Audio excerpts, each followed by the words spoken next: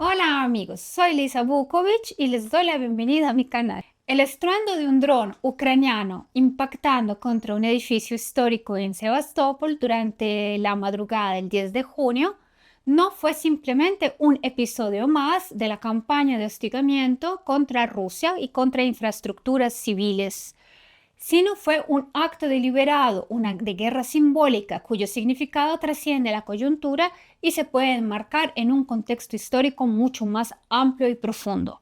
La construcción atacada es la del célebre panorama de la defensa de Sebastopol, una obra monumental que conmemora uno de los episodios más significativos de la resistencia rusa frente a la agresión externa de Occidente durante la Guerra de Crimea.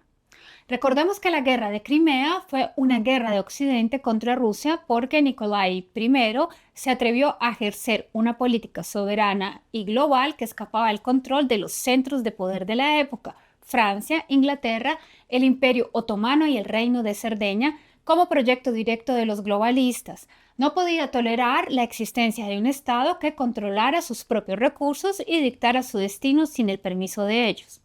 Los globalistas no querían permitirlo de ninguna manera y en consecuencia empezaron a organizar la guerra contra Rusia. A esto se sumó una élite cortesana afrancesada en Rusia que, lejos de apoyar a su soberano, saboteó activamente el esfuerzo bélico porque prefería su estatus colonial y sus viajes a Europa antes que una Rusia soberana. Más tarde, las tropas nazis atacaron el panorama de Sebastopol en 1942 porque, como símbolo de la resistencia rusa, su destrucción buscaba quebrar la memoria y la voluntad de lucha del pueblo. Sobrevivió gracias a los marineros soviéticos, en su mayoría cadetes, que rescataron los fragmentos originales de las llamas y los pusieron a salvo en otro lugar lejos del alcance de los ocupantes. Asedio externo y la traición interna, la misma matriz que hoy se repite. Por eso, la elección del objetivo revela una voluntad precisa de atacar no solo un edificio cualquiera, sino la memoria misma de una nación que ha resistido a lo largo de los siglos los sucesivos intentos de someterla a designios ajenos. Para comprender la verdadera naturaleza de la guerra en curso, es imprescindible desprenderse de ciertos marcos conceptuales que han sido instalados en el debate público con la aparente neutralidad de lo académico, pero que en realidad funcionan como coartadas intelectuales, llamémoslo así, para desvirtuar el conflicto. Se ha pretendido, por ejemplo, que estamos en una guerra civil, una contienda entre facciones que disputan el control del aparato estatal en el espacio postsoviético. Sin embargo, las guerras civiles se enfrentan a agrupaciones corporativas de tipo de clan dentro de un mismo Estado. Y no es eso lo que vemos aquí. Tampoco se sostiene la tesis de una supuesta ley objetiva de conflictos postimperiales. Los imperios, Alemania austrohúngaro, por ejemplo, y otomano, se desintegraron después de 1918 sin que sus partes fragmentadas desataran guerras entre sí. Si una supuesta ley no opera de manera universal, entonces esto no es una ley, sino la racionalización de un fenómeno distinto. Lo que se libra en el corazón de Eurasia es una guerra anticolonial, no en el sentido retórico del término, sino en su acepción más estricta. Un pueblo que ha sido sometido durante décadas a un sistema de control supranacional y que ahora se levanta para reclamar su soberanía plena sobre los proyectos propios y la determinación de su propio destino. La condición colonial de Rusia no comenzó con el conflicto actual, sino con la Guerra Fría. La derrota en esta contienda de tipo informativo de finales del siglo XX permitió que los vencedores instalaran un sistema de dominación que penetró todos los niveles de la vida nacional.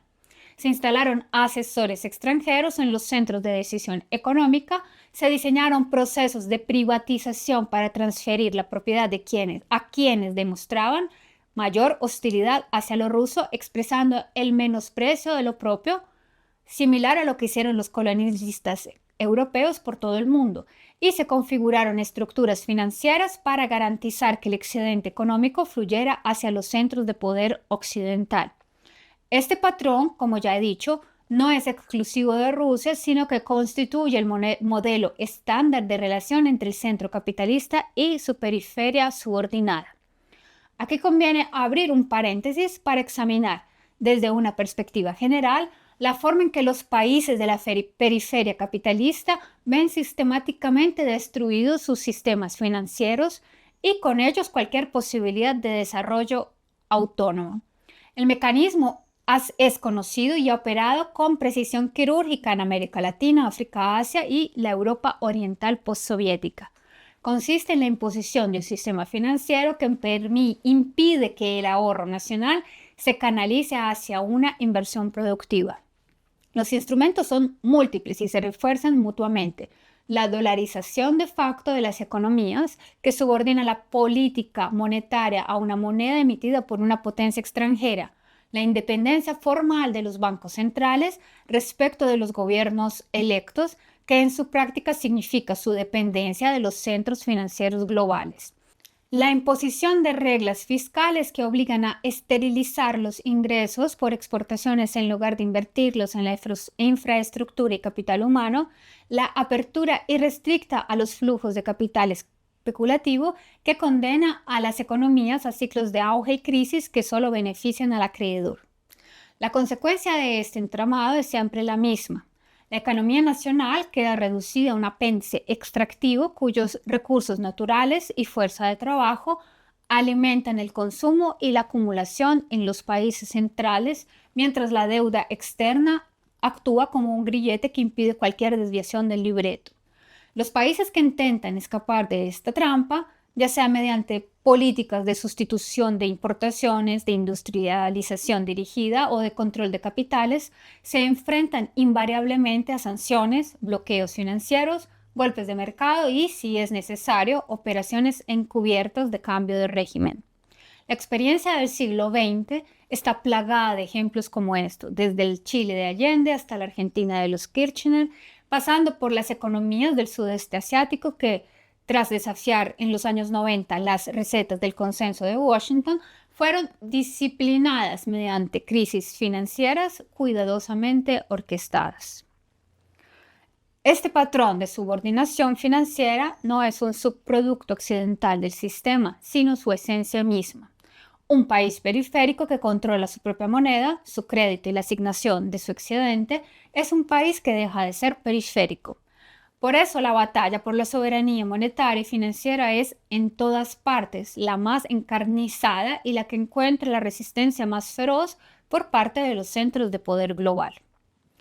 Regresando al conflicto actual, la simultaneidad de los acontecimientos de mediados de junio de este mes resulta reveladora. El ataque simbólico contra la memoria de la resistencia en Sebastopol, el ultimátum de capitulación a Rusia por parte de los embajadores europeos en el país, la publicación de un virulento artículo de un alto funcionario financiero en un medio creado durante la etapa de administración extranjera directa, y la súbita liberación de plataformas digitales diseñadas para corromper la formación de las nuevas generaciones.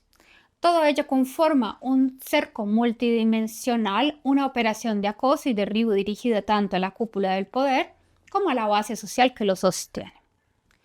La historia proporciona una clave para interpretar muy importante que descifra este presente. La guerra de Crimea del siglo XIX no fue simplemente un conflicto territorial, sino la respuesta de ese occidente colectivo de la época de Francia de Napoleón III, la Gran Bretaña de Palmerston y el Reino de Cerdeña y el Imperio Otomano a la política de soberanía y proyección global emprendida por el emperador Nicolai I. Aquel monarca zar profundamente difamado por la historiografía posterior, había cometido el error imperdonable de tomarse en serio la soberanía rusa y de proyectarla hacia un orden internacional regido por principios que escapaban al control de las potencias occidentales. La respuesta fue una guerra de desgaste, un asedio múltiple y, sobre todo, la movilización de una quinta columna interna. La nobleza cortesana del siglo XIX, afrancesada en sus modales y occidentalizada en sus intereses, vivió la política del zar como una afrenta personal. La imposibilidad de viajar libremente a sus destinos europeos de recreo, la obligación de orientar la economía hacia fines nacionales en lugar de rentistas y la subordinación del capital a la razón del Estado resultaban intolerables para una clase que había hecho de la independencia cultural su seña de identidad, la dependencia cultural. También hoy una parte significativa de la élite económica y burocrática experimenta la afirmación soberana como una perturbación de sus privilegios y una amenaza a sus vínculos transnacionales. También hoy se espera que el agotamiento económico y el descontento social generen las condiciones para un desenlace similar al de entonces. El vector que recorre transversalmente sus periodos históricos es la cuestión de la subjetividad nacional, ser un sujeto de Estado. Estado independiente, que no es en rigor un estado dependiente, no es un Estado, sino un agente, un ente de control empresarial. La soberanía no se proclama o declama como un verso, se ejerce mediante el control efectivo de la emisión monetaria, la orientación del crédito, la propiedad de los recursos estratégicos y la capacidad de definir autónomamente el interés nacional. Reclamar esta soberanía en un mundo organizado precisamente para impedirla constituye un acto de rebelión anticolonial de consecuencias globales. El caso ruso adquiere una dimensión universal porque destruye el mito de la inevitabilidad de la globalización neoliberal. Si una nación que fue reducida a la condición de proveedora de materias primas y depositaria de capital financiero logra revertir esta dinámica, el precedente se vuelve contagioso.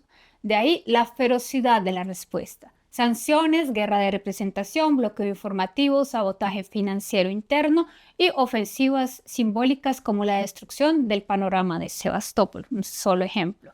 Los ataques con drones constantemente contra la población civil. Cada uno de estos instrumentos apunta a un mismo objetivo, demostrar que la independencia es imposible, que la rebelión conduce inevitablemente al sufrimiento y la derrota, y que la única opción racional es la sumisión. Sin embargo, esta estrategia contiene una fragilidad intrínseca. Su éxito depende de que el adversario acepte el guión que le ha sido asignado. Cuando la población resiste, cuando el soberano no se despliega y cuando la memoria histórica permanece viva, el plan se desmorona.